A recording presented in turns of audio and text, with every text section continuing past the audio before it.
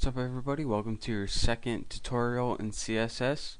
Today we're going to be discussing the basic syntax or structure of CSS. Now what CSS is just a bunch of rules that tell your website what it's supposed to look like. There are three parts to every rule. The first part is called the selector, and what the selector does is tell the web page what elements the CSS is going to be applied to. And in this example, it's going to be applied to the body element.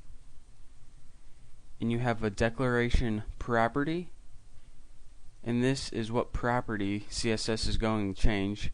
And you have the declaration value. So the value of this that it's going to change to is blue. So as you see, we're changing the body color, the text color, and we're going to change it to blue. Now, to make a CSS rule, you use this format. You simply just type whatever selector you're using, enter a curly brace, then you enter your declaration property. In this instance, we'll use color, and then you enter a colon, and then directly after the colon, you insert the declaration value, and we will use blue. So again, selector outside, and this whole thing is called your declaration that has the property and the value just like XHTML. Now as you know, CSS is in an entirely different language.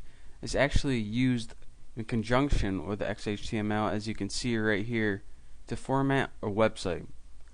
So where do you put all these rules? Well, all of the rules are going to go right in your head section, and they're going to go in between style tags.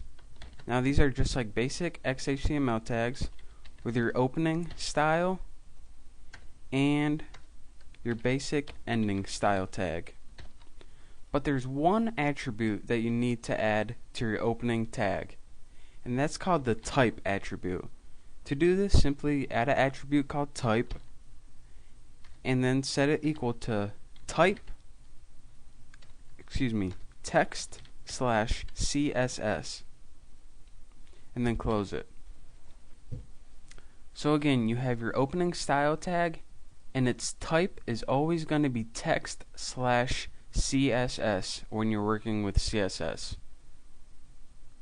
So again, those go in between the style tags, which are in between your head tags. And right here is where you're going to be typing all of your rules. So as you can see, if we go ahead and save this, we launch it in Internet Explorer, as you can see, our body text has now changed to blue.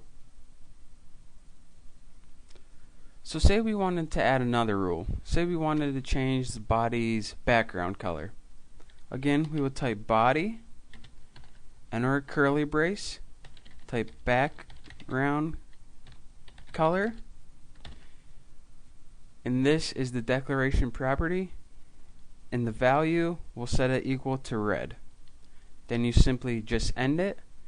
So now we have a style where it changes the text color to blue, and we have a body rule that changes the background color to red. So if we save this and take a look at what it'll look like in Internet Explorer, as you can see, we now have our background color red and our text is blue. So now that we learned the basic syntax of CSS, in the next we're going to be grouping selectors and learning how to group declarations. And we're also going to be learning how to include CSS in our document in some other ways. Again, if you want a review of this tutorial, you can go to my website, thenewboston.com, and I'll give you a step-by-step instruction on everything I went over today. Thanks.